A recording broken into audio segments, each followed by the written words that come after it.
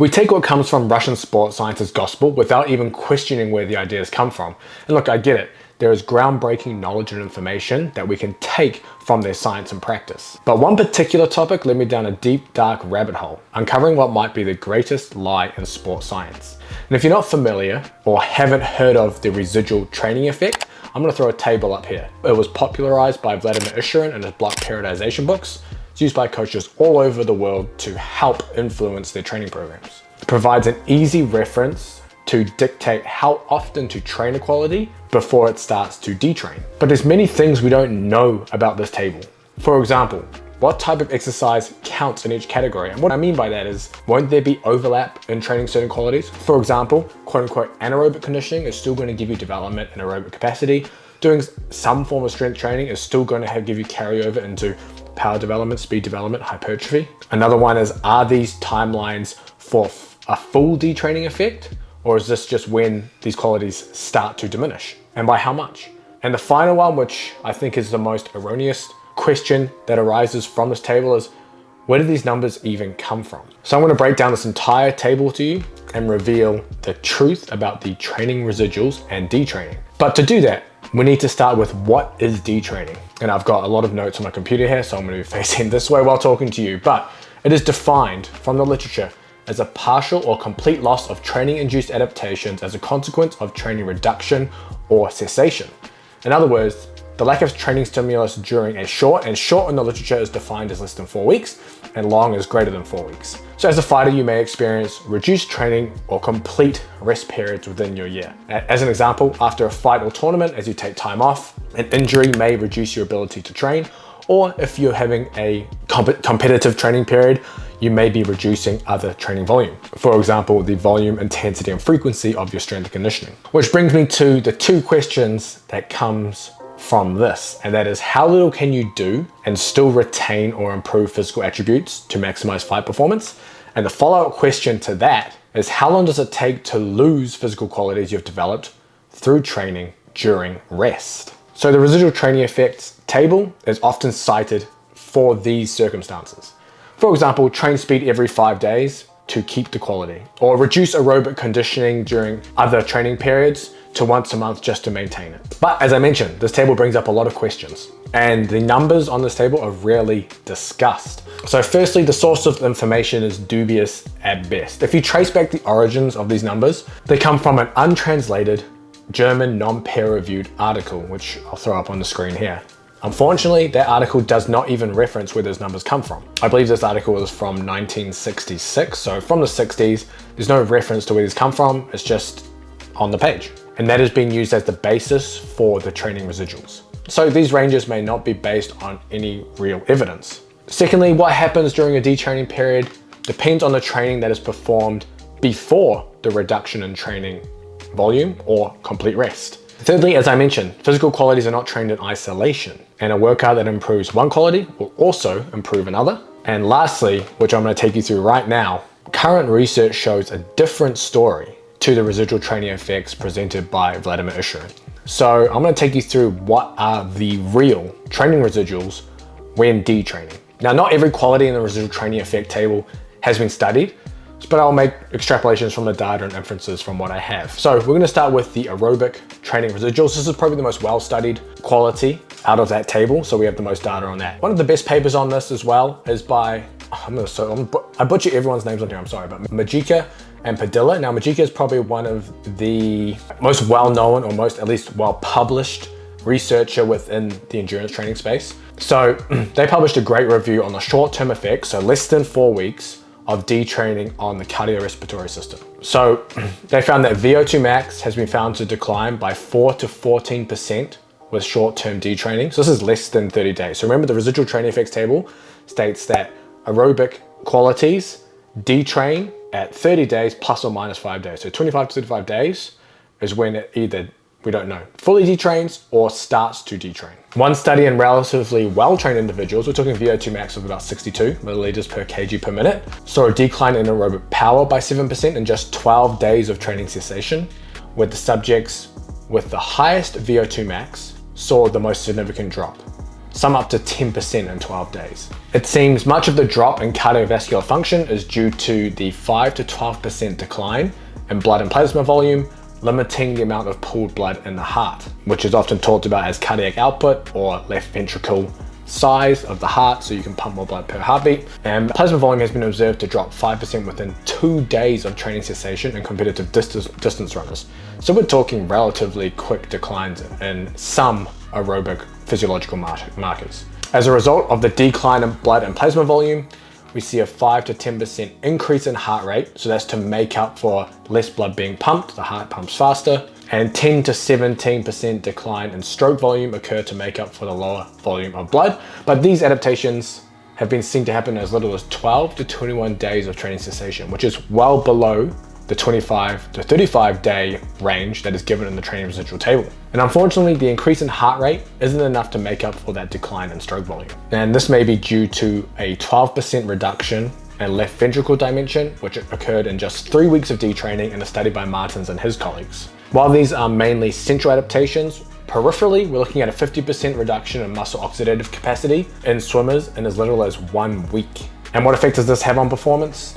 A 4 to 25% shorter time to exhaustion during running found in endurance athletes. After just 14 days of a cessation of exercise, a 9% reduction in time to exhaustion was found in well-trained endurance athletes. So overall, we see that aerobic capabilities are massively hindered in time frames much shorter than those presented in the table. We're talking anywhere from essentially within the first 2 weeks. And we can see, and the fitter you are, quote unquote, in terms of VO2 max, the faster those drop. If we move on to the anaerobic training residuals, we see anaerobic glycolytic variables negatively affected in the short term with respiratory exchange ratio increasing at both submaximal and maximal exercise, which means you're shifting substrate utilization from using less fat to more glucose, which means the exercise is more intense for that individual. This has been shown in as little as 3 weeks of detraining in well-trained subjects. And these increases in RER track well with increases in blood lactate and anaerobic glycolytic energy contribution. Further, higher blood lactate levels are seen at submaximal swimming intensities in just 1 week of training cessation in competitive swimmers. So we see that the intensity of the exercise for the athlete has increased just from taking that time off. If we go into maximal strength training residuals, this hasn't been studied to the same extent as the, I guess you could say, conditioning variables, but 3 papers have highlighted maximal strength adaptations to detraining. One found no significant change in bench press or squat 1RM, which is a good sign after 14 days of training cessation in well-trained power athletes. But interestingly, some significant slow and fast isokinetic quadricep strength losses were observed. So isokinetic, essentially the speed is kept the same. Think of a leg extension, but you're essentially pushing against a pad as hard as you can and the speed is being controlled.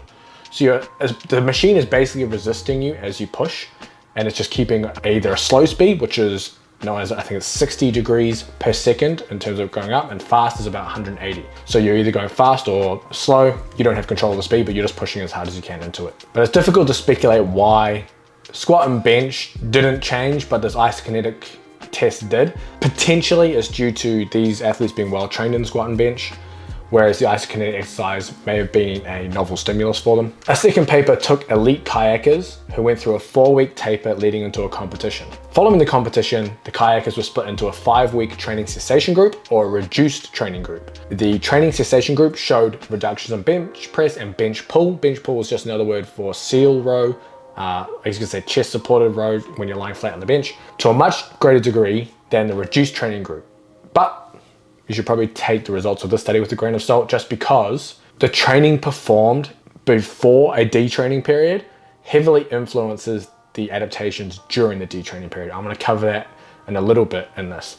But these athletes had already reduced their training volume for 4 weeks leading to that first competition, which potentially negatively affected the reduced training group who should have maintained their strength. And to support this theory, 3 strength training sessions in 21 days significantly improved theoretical maximum force capabilities, but not velocity, likely due to the heavy strength training period preceding the reduced training block. And that was from my study in my master's thesis, where we looked at professional rugby league preseason, and that I'm going to cover that in a little bit as well. But lastly, under 20 soccer players were able to retain 1RM leg press strength after 26 days of detraining. These athletes weren't incredibly strong, so this could have been a case of lesser trained individuals retaining strength for longer than higher level athletes. So from the evidence that we currently have, we could say that maximal strength seems to be highly individual and dependent on the training performed prior to detraining. Finally, we have the speed training residuals. Now,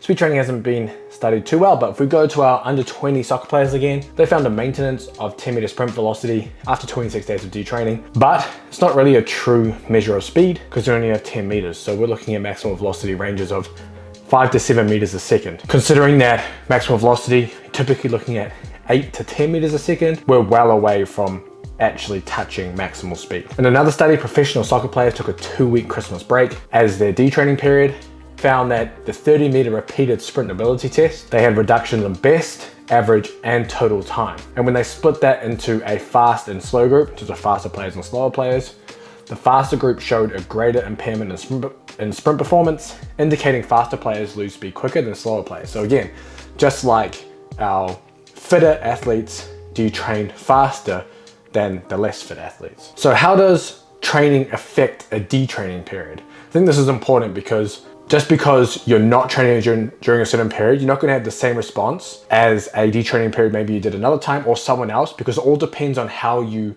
trained leading into this period. So when people take planned time off, they often come back better depending on what they did beforehand. And to illustrate this, I'm going to run through the study from my master's thesis, which I talked about just a little bit earlier, where we implemented a strength training taper near the end of the preseason. All other qualities were trained as usual. So all the stuff on the field, the running, the speed training was all still performed. The 21-day taper, we only did 3 strength training sessions the entire 21 days, so once a week, with very low volume and high intensity. We hypothesized that velocity capabilities would benefit the most from this tapering period due to the overshoot phenomenon of type 2X muscle fiber. And I've covered that in a previous video you can check. However, we found that force capabilities were the one to rebound from this reduced training volume. And this was likely due to the high volumes of strength training these players were performing before this taper. The same can be seen in endurance-based populations where less than 4 weeks of detraining has shown declines or maintenance of VO2 max, with suggestions that the differences in the studies relate to the amount of physical activity performed before the detraining period. Secondly, the retention of physical qualities is dictated by what activity is performed during the detraining period. Now, a true detraining period will be a complete cessation of exercise other than normal daily activity. And while the residual training effect is based on the strict definition, athletes will rarely take more than 2 weeks entirely off any physical activity, minus a serious injury or sickness, which makes the residual training effects even less applicable in these situations. And as I mentioned, your training level greatly influences how quickly your physical quality will decline. So, for example, VO2 max declines to a greater degree in those who are highly trained. Strength follows a similar trend where those who don't have a large strength base seem to potentially retain their strength for longer. And then, as I mentioned before, speed declines faster and faster athletes. So to bring this back into practical application for you, how long can you take off as a fighter? Now, giving a concrete timeline is near impossible just because there are so many variables, especially with how quickly some qualities such as aerobic adaptations can decline. After a fight, you may look to take a week or 2 off purely as a mental benefit. Not everything has to be about maximizing physical qualities. And because you may only fight a few times a year, well, depending, some jiu-jitsu athletes are grappling very often, you may have time to retrain these qualities that may dip anyway. And this retraining happens relatively quickly. To add to this, when looking at Zatsiorsky's seminal text in 1995, it's a very popular book, he details a section on training residuals in there as well. However, he only referenced that same German study that suggested that the faster you gain strength, the quicker you lose it. It seems this may depend on what is being tested. For example, strength and power athletes training 3 times per week for 8 years saw significant declines in eccentric isokinetic knee extension torque and fast twitch muscle fiber cross-sectional area, while squat and bench press 1RMs were maintained. So these athletes didn't lose strength in terms of 1RM lifts, but they did lose strength and size when doing other testing for different quality. Collegiate swimmers who undertook a 4-week detraining period after a 5-month competition training period saw no reduction in muscle strength either, but their ability to produce power during swimming significantly declined. So again, they gained strength slowly, just like the previous group, didn't lose muscular strength based on a simple 1RM test, but their power during swimming declined. Perhaps concentric strength is maintained longer than eccentric strength and concentric power qualities, regardless of the duration of training leading into a detraining period. Now, secondly, Zatosowski, man, I can't see these damn names. Zatosowski states that mature athletes with extensive training backgrounds have relatively stable training residuals, meaning that they have slow rates of decline and that aerobic qualities and maximal strength are retained longer than anaerobic qualities. This doesn't seem to be the case, where VO2 max declines to a greater degree in those who are highly trained and occurs within 12 days of detraining. Strength follows a similar trend as we've shown, and so does speed. What is not mentioned is how quickly qualities can be retrained. Zatosowski states, elite athletes can retrain physical qualities faster than less experienced athletes, which I would agree with. In my experience, we can bounce back faster than we think to our previous maximum abilities when taking an extended period off. This can be as quick as up to 2 months, depending on how long you took off. There also seems to be a minimum threshold where after years of training, there are specific numbers you'll be able to hit regardless of your time off. Now, this is completely anecdotal. For example, it could be that you can squat X amount of weight no matter how long you take off because of your previous training. This minimum threshold, in my experience, again, completely anecdotal, seems to increase as you get stronger. However, this doesn't consider the ability to tolerate workload. So while retraining back to maximums is relatively quick, retraining back to tolerating heavy workloads will likely take longer. While mainly applicable to detraining periods, the residual training effect is often applied during training periods. Zatosowski states that specific retaining or detraining loads can be used for different qualities within each training cycle. For example, in sports where maximal strength isn't hugely influential, think of your striking arts, true maximal strength may only be trained once every 7 to 14 days to maintain strength qualities and develop other important physical qualities. This you can definitely do. But what is not considered is that everything affects everything. Nothing happens in isolation. The power training performed with moderately loaded squat jumps, for example, will carry over to getting stronger. Improving maximal strength is likely to enhance your speed and power ability. Further, combat sports training attacks many physical qualities in the gym. Grappling can be a form of strength training, especially when shooting takedowns or lifting partners. Striking can be a form of speed and power training. And technical training is a mixture of energy system development. As the saying goes, be ready so you don't have to get ready. So overall, the training residual table does not give the full or true picture of what happens during a detraining period. There are far too many variables to give a timeline, and the qualities that start to diminish depends on factors such as what you did leading to the training period, the level of fitness that you already have. The fitter, faster, stronger you are, the faster that will decline. And finally, a lot of these qualities diminish faster than what is in the residuals table. So ideally, you should always be doing something, never be taking months off. You probably aren't doing that anyway, it's common sense. But after a fight, take a week or 2 off, give yourself a mental break, or take that week off and do something different. Do some kind of cross training. Even just doing something is going to help retain these qualities. Now, if you're looking to understand more about detraining, I actually have this video up here that I did not long ago that shows a shift in muscle fiber type that occurs during a detraining period that can help you become stronger and faster, literally by doing nothing.